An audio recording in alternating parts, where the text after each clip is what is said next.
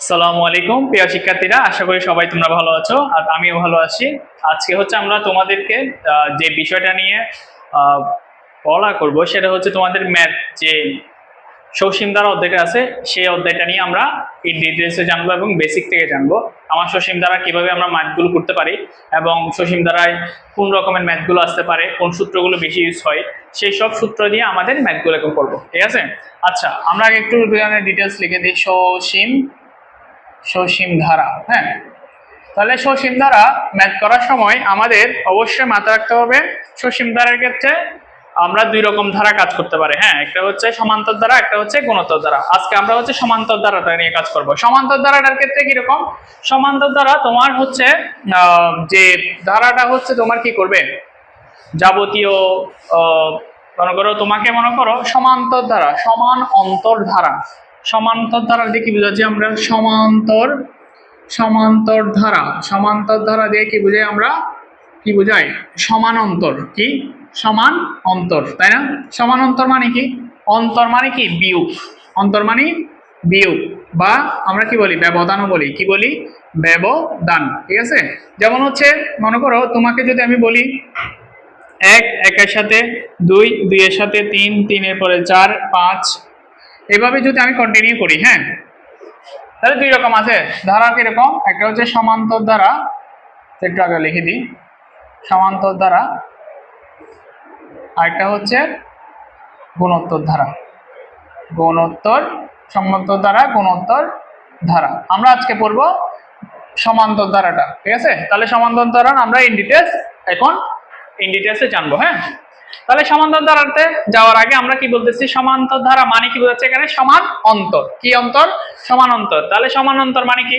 তুমি যদি একটা ধারা আঁকো, ধারা বলতে কিরকম? মনে করো 1 2 3 4 5 6 একদম চলতেই থাকতে পারে এটা ধারাটা। হ্যাঁ, অনেক আবার একটা লিমিট পর্যন্ত থাকতে পারে। এটা তখন তোমাকে বলতেছে কি সসীম, আর এটা হচ্ছে অসীম। তার মানে হচ্ছে তোমার এটার মধ্যে কি থাকবে? সসীম মানে কি? এটা মনে করো চলতেই থাকবে, কিন্তু একটা লিমিট পর্যন্ত, মনে করো 100 পর্যন্ত কি এটা থেমে যাবে।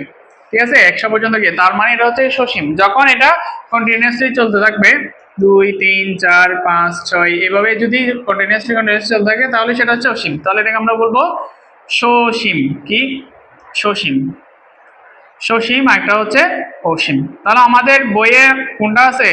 সসীম ধারা আছে। তাহলে সসীম ধারা নিয়ে কাজ করব। তাহলে সমান্তর ধারার বুঝছি, সমান ধারার জিনিসটা কি বলছি? সমান অন্তর। তাহলে বিয়োগ বা ব্যবধান। তাহলে এখানে দেখো তো, এই 1 আর 2 এর মধ্যে ব্যবধান কত?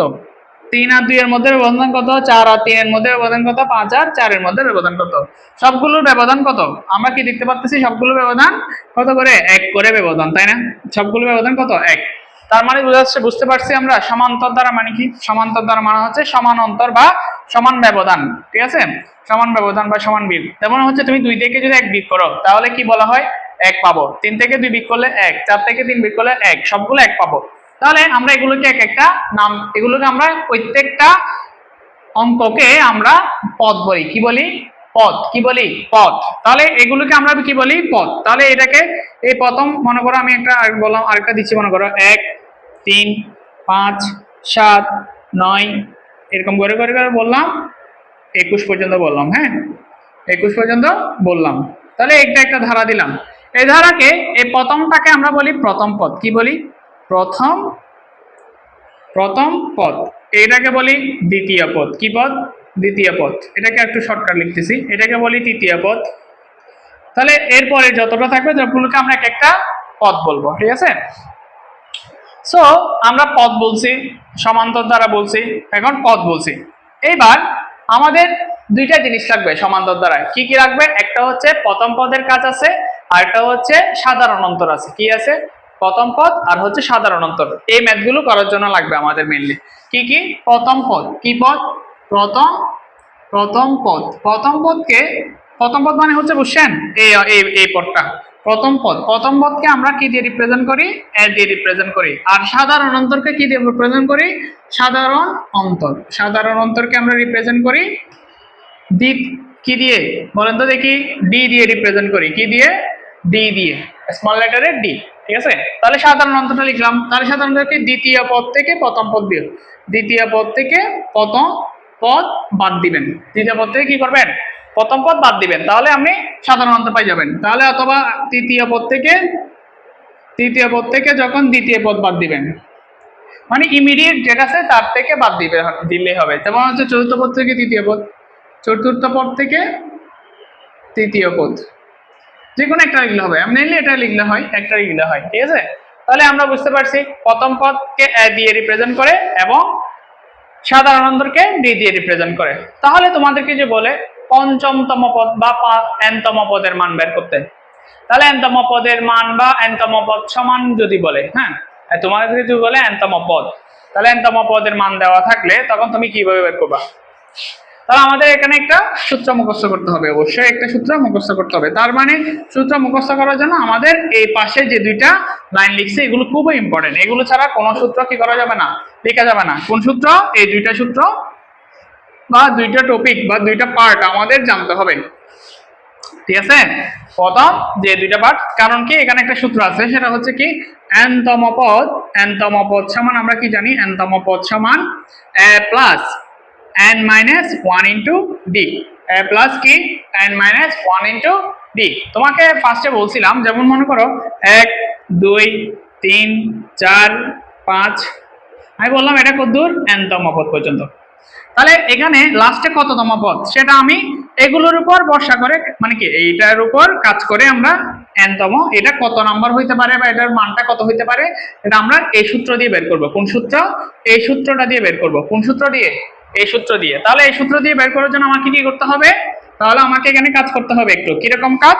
কাজটা একটু দেখি আমরা। কাজটা বলতে এখানে আমাকে সূত্র মধ্যে দিছে a plus n minus 1 into D. তাহলে এখানে আমরা এক প্রথম পদ পাই যাব, দ্বিতীয় পদও পাই যাব, তৃতীয় পদ, মানে ইজিলি মানগুলো আমরা বের করতে পারবো, তাই না? পারবো? nতম পদের মান বের করতে বললে ইজিলি আমরা করতে পারবো, ঠিক আছে।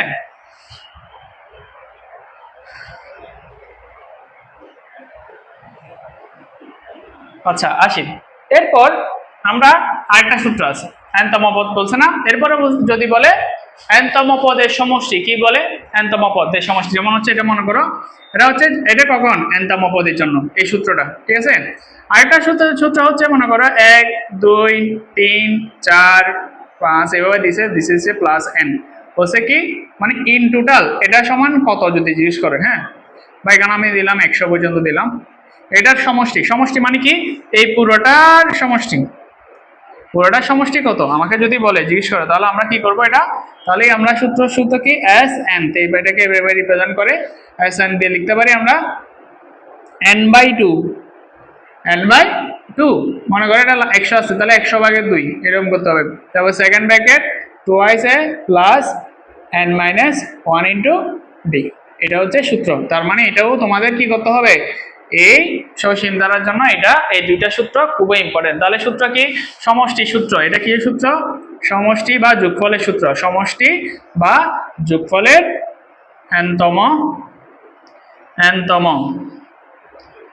nতম পদের সমষ্টি বা যোগফলের সূত্র, হ্যাঁ।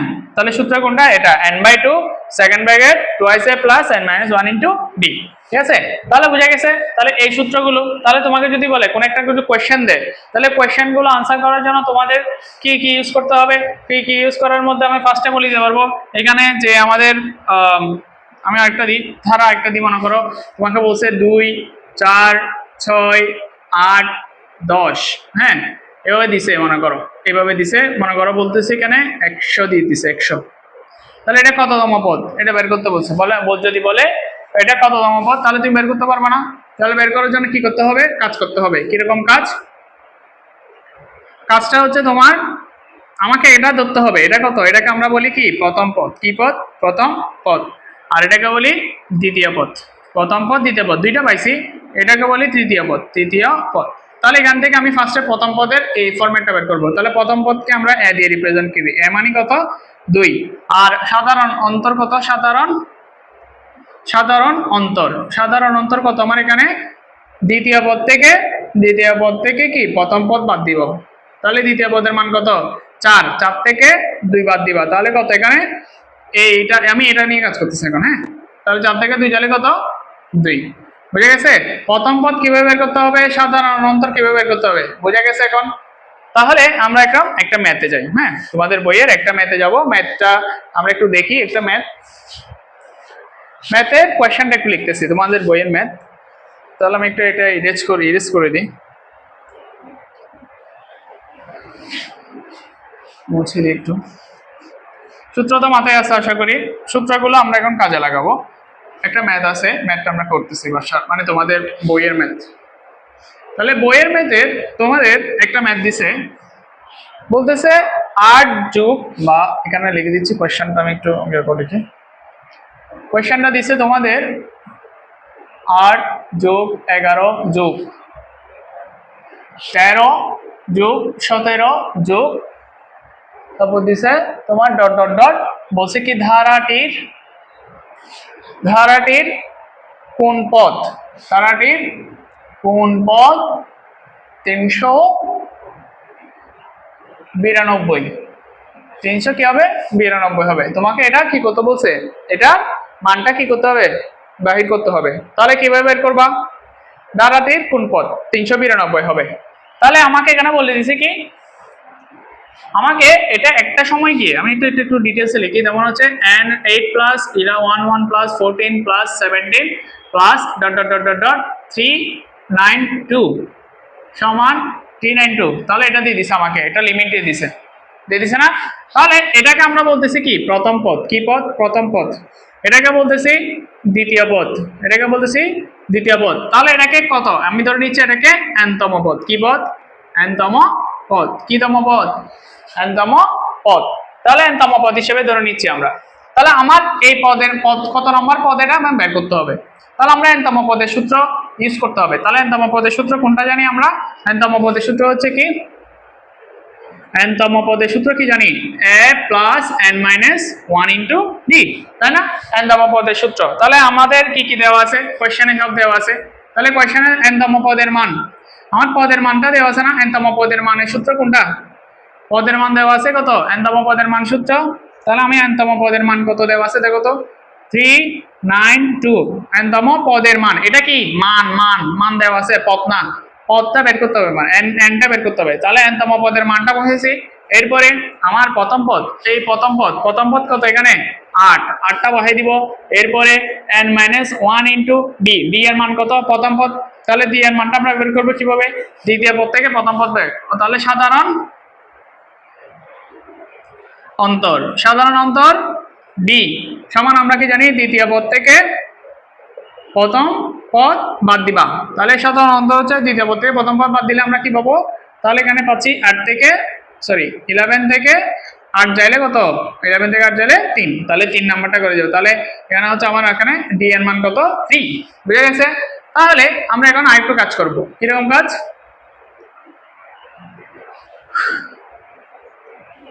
392, তাহলে আমরা 8টাকে কি করব, এই পাশে পাঠিয়ে দিব। তাহলে একটু 8 মাইনাস 8 n মাইনাস 1 ইন্টু 3। তাহলে এখানে আমরা একটু কাজ করব। তাহলে 3 যদি করি, তাহলে আমরা একটু কাজ, এটা 8 চলে গেলে কত, 12 থেকে 8 গেলে 4, কেন হচ্ছে 8, কেন হচ্ছে 3, 84। তাহলে হচ্ছে কি, এটা হচ্ছে ডিভাইড করে দিব। আচ্ছা একটু পরে n মাইনাস 1 ইন্টু 3, তাহলে এখানে ভাগ করে দিব। n মাইনাস 1 সমান আমরা এখানে ভাগ করে দিব 384/3। তাহলে 3 একে 3, 3 দুগুণ 6, 3 আটা 24, তাই না, এটা করব। তাহলে n মাইনাস 1, তাহলে এটা যদি করি n ইকুয়ালস টু কোথায়, মাইনাসটা এই পাশে চলে যাবে, 128 প্লাস 1, তাহলে কত 129। তার মানে হচ্ছে কত, n এর মান কত 129, তার মানে 129 নম্বর পদের মানটা কত, তাহলে 129তম পদের মান 392। 129তম পদের মান কত, 392। তাহলে যতটুকু পর্যন্ত আমরা বুঝছি, যার সূত্রটা মুখস্থ করবা, মুখস্থ করে n তম পদের মানের সূত্র ইউজ করবা, করে কাজটা ইজিলি করে ফেলবা। আশা করি সবাই বুঝছো, তাহলে এটা তোমরা পারবা, তাই না। আচ্ছা এরপরে আমরা আরেকটা ম্যাথ আসি। আচ্ছা আরেকটা ম্যাথে যদি আমরা করি, সেম টু সেম ম্যাথ, আরেকটা ম্যাথ যদি আমরা করি, তো এটা একটু মুছে দিই।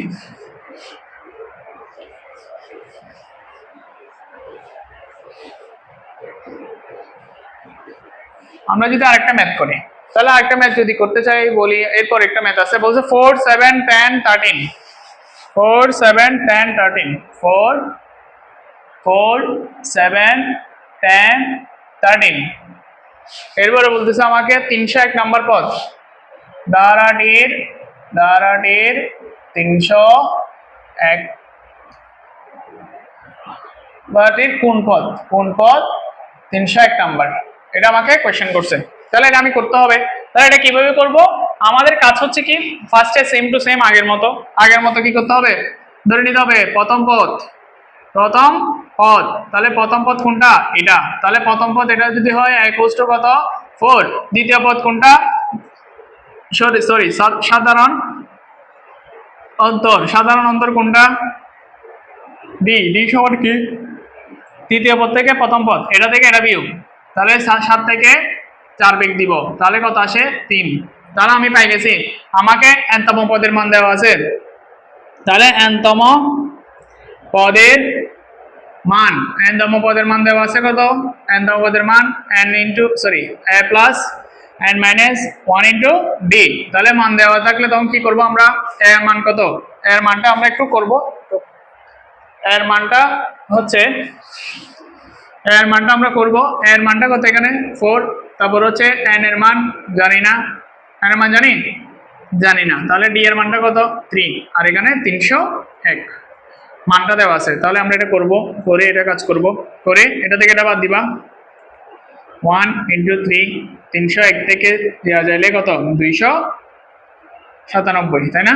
297 কে 3 দিয়ে ভাগ করবা, কত আসে দেখবা? n minus 1 into 3, n minus 1, 3 নং 27, 3 নং 27, তাহলে 99। তাহলে বা n minus 1 এর মান কত? 99, বা n এর মান কত? 99 প্লাস 1টাই বসে চলে, তাহলে 100 হয়ে গেছে। n এর মান কত? 100। n এর মান কত? আমরা n এর মান পাবো কত? 100 পাই যাবো। তাহলে বুঝা গেছে? তাহলে 100তম পদের মান কত? 300 কত? 301 পারা যাবে? আশা করি সবাই পারবো। এরপরে আমরা আরেকটা ম্যাথে যাব। আরেকটা ম্যাথটা হচ্ছে তোমার বইয়ের আরেকটা ম্যাথ। এই ম্যাথটা আমরা একটু দেখতে কঠিন, বাট সেম প্রসেস, সেম নিয়ম, আমরা ইন ডিটেলসে জানবো এখন। এটা একটু মুছে দিই, এটা দরকার নেই আর। আশা করি সবাই বুঝতে পারছো, অনেক বুঝছো আশা করি। আর এরপরে ম্যাথটা আমরা করতেছি, বলছে কোন সমান্তর ধারার m-তম পদ। বলছে কোয়েশ্চনে বলতেছে কোন সমান্তর ধারার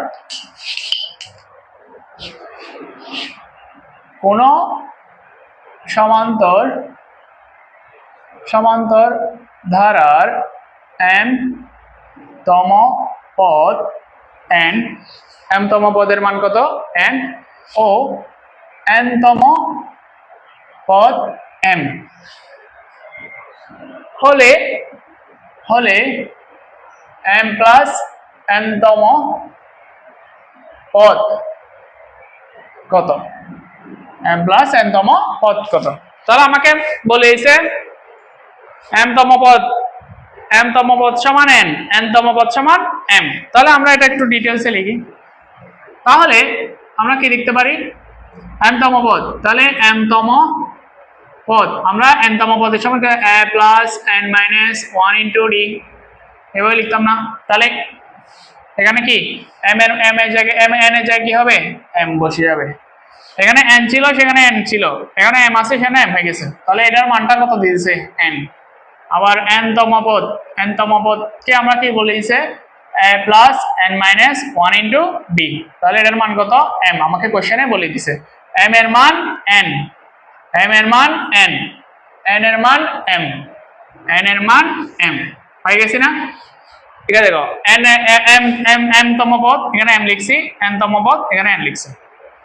বুঝছি সবাই? আশা করি বুঝছি। এরপর আমরা একটু যোগ বিয়োগ করবো। তাহলে যোগ বিয়োগ করলে কি আসে দেখি। তাহলে এখানে একটা বিয়োগ করে দিলাম, এখানেও যদি বিয়োগ করে দিই, এখানেও বিয়োগ করে দিলে তাহলে কত আসে আমাদের একটু দেখি। ক্যালকুলেশন করে কত আসে। তাহলে এটা থেকে এটা চলে যাবে। তারপর হচ্ছে তোমাদের এমডি মাইনাস বি, আবার হচ্ছে মাইনাস এনডি মাইনাসে প্লাস ডি, মানে ডিডি চলে যাবে এন মাইনাস এম। তাহলে এখান থেকে আমরা কমন যাবে শুধু এখানে ডিডি চলে যাবে, শুধুমাত্র M minus N into D সমান এন মাইনাস এম। তাহলে আমরা একটু সাজাই, এন মাইনাস এম, এটা হচ্ছে এমটা আগে আছে সেজন্য মাইনাস কমন নিয়ে এমটাকে পরে নিয়ে যাবো।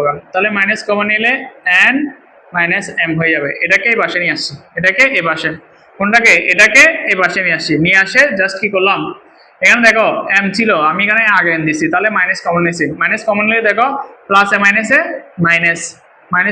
প্লাস, দেখো এটা যদি গুণ করে আনো তাহলে দেখবা আগের মতো হয়ে গেছে, সেজন্য আমি আগে একটা মাইনাস করেছি। তাহলে এটার মানটা কত, এটা কাটাকাটি যদি চলে যায় তাহলে -1, ডি এর মান কত -1। তাহলে ডি তো পেয়ে গেছি ইজিলি। তাহলে আমি এখানে যে কোনো একটাতে বসাই দিব, ধরে নিচ্ছি এটাতে 1 নম্বর সমীকরণ ধরছি, এটাকে 2 নম্বর সমীকরণ ধরছি। তাহলে এখান থেকে আমি এটাকে একটাতে বসাই দিলাম, 1 নং এ বসিয়ে d equals to 1 -1 1 নং এ বসিয়ে পাই, d equals to কি তো -1 1 নং এ বসিয়ে পাই। তাহলে বসিয়ে পাই আমরা কি পাই, বসাও m তম পদ a plus m minus 1 into b সমান কত n। তাহলে আমরা এখানে যদি 1 নং এ বসাই বা a এর মান তো জানি না, তাহলে a রাখলাম, m এর মান জানি না, 1 ইন্টু d এর মান কত -1, তাহলে এখানে m।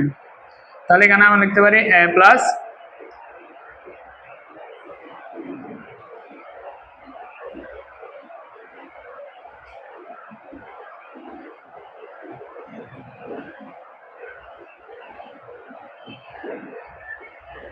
প্লাসে মাইনাসে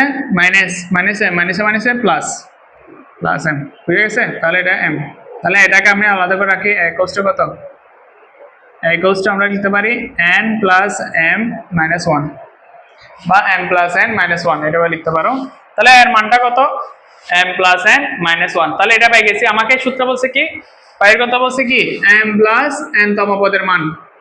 তাহলে m প্লাস n তম পদ সমান আমরা কি লিখতে পারি, a plus n minus 1 into D না, সূত্র আছে না। তাহলে a মানে কত, এর মান কত, এখানে এর মান m plus n minus 1, n এর মান কত, n মানে হচ্ছে এটা, তাহলে n মানে এটা যদি হয় m plus n minus 1, d এর মান কত, d এর মান হচ্ছে -1। তাহলে এখানে যদি আমরা ক্যালকুলেশন করি তাহলে আমাদের কি আসবে একটু দেখি, m প্লাস n মাইনাস 1 এটা হচ্ছে একটু চেঞ্জ হয়ে যাবে, প্লাসে মাইনাসে মাইনাস m, প্লাসে মাইনাসে মাইনাস n, মাইনাসে প্লাস n প্লাস 1। তাহলে এখানে কত,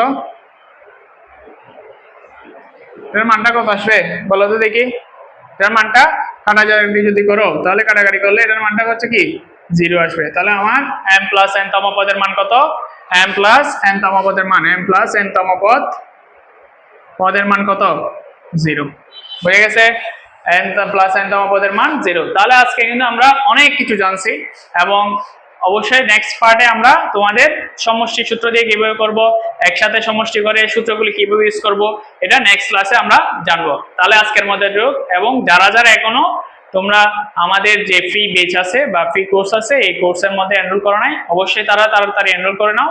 কারণ হচ্ছে আমরা সামনে আরো তোমাদের জন্য আরো নতুন শিক্ষা প্ল্যাটফর্ম যেখানের মধ্যে তোমরা আরো ডিটেলসে এবং আরো অনেক এফিশিয়েন্টলি তোমরা জিনিসটা কি করতে পারবা, জানতে পারবা। অবশ্যই তোমরা আমাদের যে 27-20 জন্য যারা পরীক্ষার্থী আছো, এবার 27 পরীক্ষার্থী, তাদের পরীক্ষা কিন্তু এবার ডিসেম্বরে হওয়ার সম্ভাবনা বেশি। অবশ্যই তোমরা আমাদের এই বেচ তোমাদের জন্য একটা আমাদের নতুন বেচ অ্যাসেস করছি আমরা, এই বেচের মধ্যে তোমরা অবশ্যই নিজেরা এনরোল করে ফেলবা।